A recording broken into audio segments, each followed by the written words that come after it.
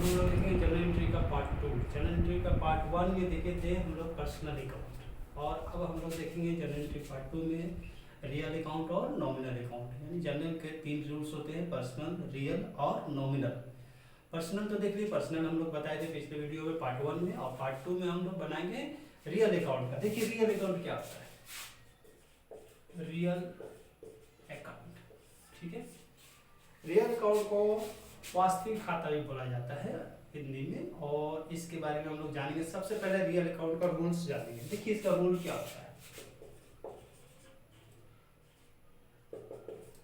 Debit what comes in, debit what comes in and credit what goes out. क्या बोल रहा है, debit what comes in, debit what comes in, जो आता है उसको डेबिट कीजिए, and credit what goes out, जो जाता है उसको क्रेडिट कीजिए। यानी जो भी हम एसेट को परचेज करेंगे तो वो हमारे पास आएगा और हमारे पास से कैश चला जाएगा। तो जो एसेट परचेज किया, जैसे हमने मशीन परचेज किया तो मशीन हमारे पास आ रहा है और कैश हमारे पास से जा रहा है। तो बोला डेबिट व्हाट कम्स इन, जो आएगा उसे डेबिट करना है, and credit what goes out, जो चला जाएगा उसे क्रेडिट करना है। जैसे मशीन खरीदते, मशीन को परचेज किए तो मशीन हमारे पास आया और कैश हमारे पास से चला गया, तो क्या डेबिट होना चाहिए, मशीन डेबिट होना चाहिए। क्या क्रेडिट होना चाहिए, कैश क्रेडिट होना चाहिए। तो रियल अकाउंट के बारे में जानेंगे। ये 3 तरह के होते हैं। रियल अकाउंट कितने तरह के होते हैं, 3 तरह का। सबसे पहले tangible real account, tangible real account. कौन सा रियल अकाउंट पहला है, tangible real account. Tangible real account में क्या क्या आता है, जैसे आपका कैश, बिल्डिंग, मशीनरी, ये सब क्या कहलाएगा हमारा, tangible real account. Tangible real account में cash, building, machinery, furniture, computer, ये कहलाएगा टेंजिबल रियल अकाउंट। अब हम लोग देखेंगे दूसरा इंटेंजिबल, इंटेंजिबल रियल अकाउंट। पहला क्या था, टेंजिबल रियल अकाउंट, जिसमें कैश, बिल्डिंग, मशीनरी ये सब आता है। और उसके बाद हमारे पास क्या आएगा, intangible real account. Intangible real account में देखिए क्या क्या आता है, जैसे गुडविल राइट ऑफ, क्या हमारा गुडविल राइट ऑफ, पेटेंट, ठीक है। ये सब हमारा इंटेंजिबल रियल अकाउंट में आएगा। पहला है टेंजिबल, दूसरा इंटेंजिबल, और तीसरा भी हम लोग अकाउंट समझेंगे, जिसको बोलेंगे फिक्टिटिस रियल अकाउंट।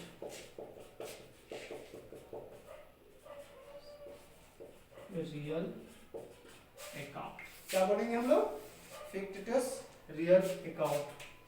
देखिए टेंजिबल, इंटेंजिबल और फिक्टिटिस। फिक्टिटिस रियल अकाउंट में क्या आएगा आपका, जैसे प्रीलिमिनरी एक्सपेंसेस,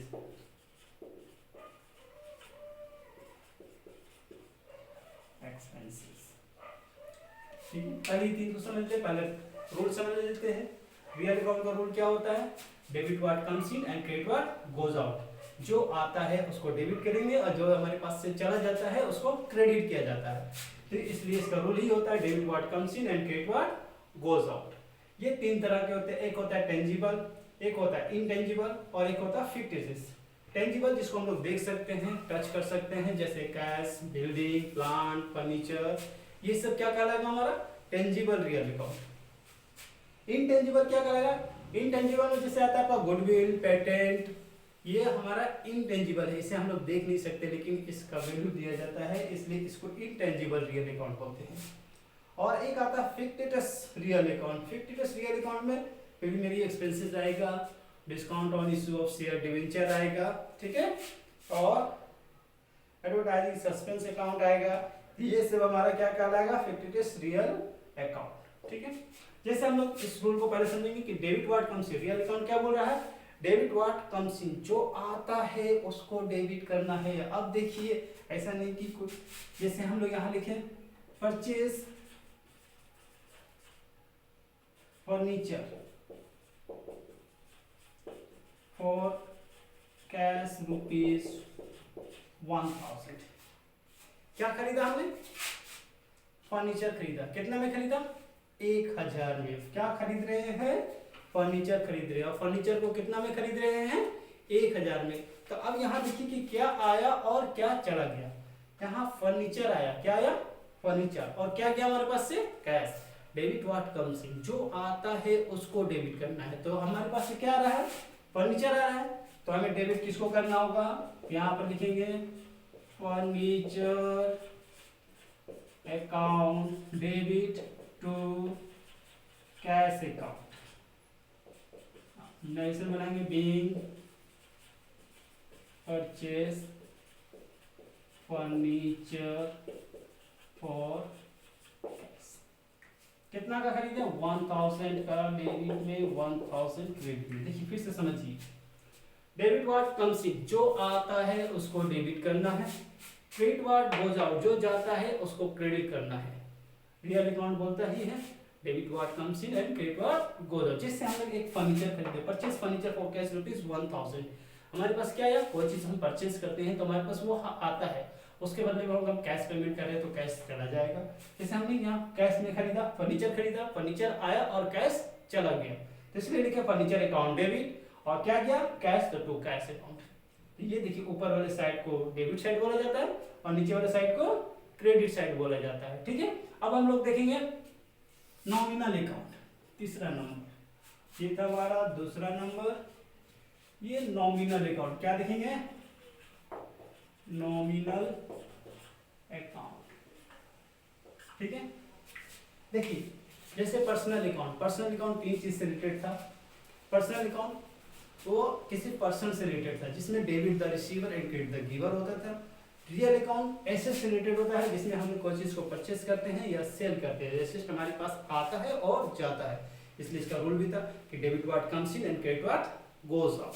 अब आते हैं नॉमिनल अकाउंट। तो नॉमिनल अकाउंट में 4 बातें हमें ध्यान देना होगा। सबसे पहले expenses, income, gain and losses. कितने बातों पे ध्यान देना है हमको? 4 बातें पे। एक्सपेंसेस, इनकम, गेन और लॉसेस, ये 4 बातों पे ध्यान देंगे तो नॉमिनल अकाउंट में कोई दिक्कत नहीं होगा, क्योंकि इसका रूल ही देखिए इस चारों की टिका हुआ है। सबसे पहले हमको किस पे ध्यान देना है? एक्सपेंसेस। फिर किस पे ध्यान देना है? इनकम। फिर किस पे ध्यान देना है? गेन। और किस पे? लॉसेस। कितने पे ध्यान देना हमको? नॉमिनल अकाउंट में 4 पॉइंट पे ध्यान देना है। एक्सपेंसेस, इनकम, गेन और लॉस, इसी पे इसका रूल बनता है। देखिए इसका रूल क्या कहता है? इसका रूल कहता है debit all expenses and losses and credit all income and gain। Example जैसे हम लोग लेंगे सैलरी पेड ₹100। कितना सैलरी पेड कर रहे हैं? 100। देखिए हम बताया कि 4 चीज पे ध्यान होता है, एक्सपेंसेस, इनकम, गेन और लॉस। कितनी बातों पे ध्यान देना हमको? एक्सपेंसेस, इनकम, गेन और लॉस। देखिए इसमें क्या बोला, इसका रूल देखिए डेबिट ऑल एक्सपेंसेस। देखिए एक्सपेंसेस है एंड लॉसेस, एक्सपेंसेस और लॉसेस को डेबिट कीजिए। Credit all income and gain, जो इनकम होगा और गेन होगा उसको क्रेडिट कीजिए। देखिए 4 बातें ही आ रहा है, तो 4 बातों में एक एग्जांपल देखिए, सैलरी पेड की है। सैलरी हमारे लिए क्या है? एक एक्सपेंसेस है। अगर हम एक्सपेंसेस पेड कर रहे हैं तो यहाँ क्या बोला? एक्सपेंसेस को डेबिट कीजिए। तो किसको डेबिट करेंगे हम लोग? सैलरी को। तो क्या लिखेंगे? सैलरी अकाउंट डेबिट टू, क्या दिए हम लोग? सैलरी पेड की, तो कैश गया हमारे पास से, तो टू कैश अकाउंट।